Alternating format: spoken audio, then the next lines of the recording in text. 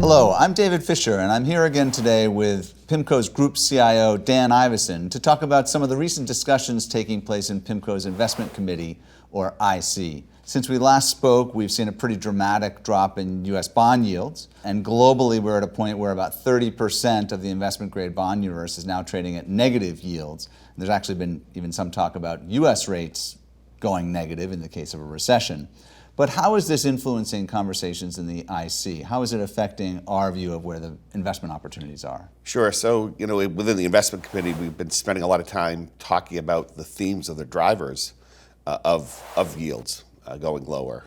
And what we've noticed, really since late last year, is a pretty significant slowing in global growth, driven primarily by the manufacturing sectors, but pretty coordinated or consistent slowing across the various economies that we track.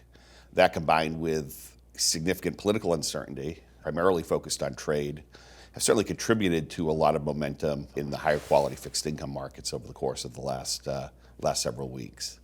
And the investment committee is spending a lot of time talking about not only what has occurred, but the likely outlook for growth going forward, as well as the likely path regarding these ongoing trade negotiations as well. In terms of the outlook going forward, so we continue to be overweight U.S. rates. When you look at interest rates in the United States, you have some of the highest nominal yields across the developed world. And this is one of the few markets that has room to rally more significantly if economic growth were to deteriorate further, or the trade situation were to deteriorate as well, which we think would ultimately flow into global growth. However, we acknowledge when we look at U.S. rates today, after the rally that we've seen, there's no longer a lot of value there. Looking at our own inflation expectations and yields adjusted for inflation, here in the United States now, real rates, or these inflation-adjusted rates, are zero in many cases, even outright negative. In much of the rest of the developed world, outright rates are negative. Although with that said, there's a lot of momentum in these markets. There's a lot of fear out there in these markets. So these yields, although getting expensive under more traditional metrics, certainly could get more expensive over the course of the next several weeks, especially if we see continued economic weakness. So one of the areas that you've talked about opportunities is in emerging markets. Clearly, interest rates are a bit higher in many emerging markets than they are in the developed world. What's the IC's current view on whether there are still good opportunities within EM? So I'd categorize our current view on EM as cautiously optimistic. The emerging markets have been volatile of late. Emerging markets will be very sensitive to further deterioration in trade negotiations, or an uptick in trade wars globally would not be friendly events for emerging markets. But we think in the context of a global and a diversified portfolio, there's still going to be select opportunities in emerging markets. As long as you stay diversified and you look at them in the higher risk bucket of the particular portfolio that you're focusing on.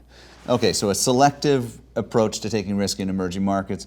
Where else is the IC finding opportunities? Where are the highest conviction ideas globally? Conceptually, what we're looking to do is find attractive spread. We're looking for ways to pick up incremental return in some of their higher quality, more defensive segments of markets.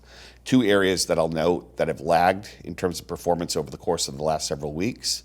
One, agency mortgage-backed securities. This is a sector of the market where you benefit from a direct U.S. government guarantee, or at least a guarantee from two major agencies of the federal government, and where you're in a high quality and a liquid asset that provides attractive returns versus other high quality corporate alternatives, as an example. We also like select inflation protected bond markets.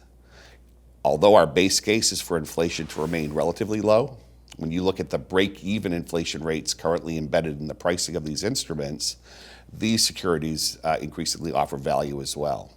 So one last question. Given the volatility in markets and all of the headlines, has this changed the way the IC approaches investing? It really hasn't, David.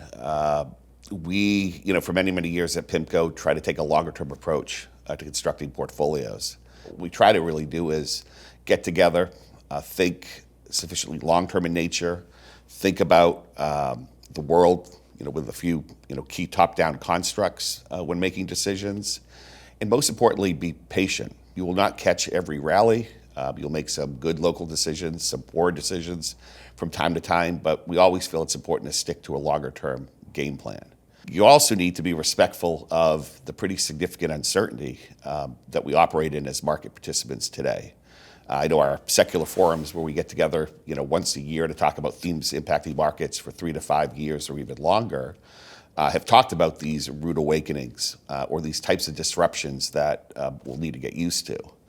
So we can't be complacent from a risk management perspective. What we're really trying to do is protect downside as primarily fixed income investors, be very, very prudent in portfolio structure, be good liquidity managers. And if we do this well with a long-term focus, we can react and add value during these bouts of market illiquidity.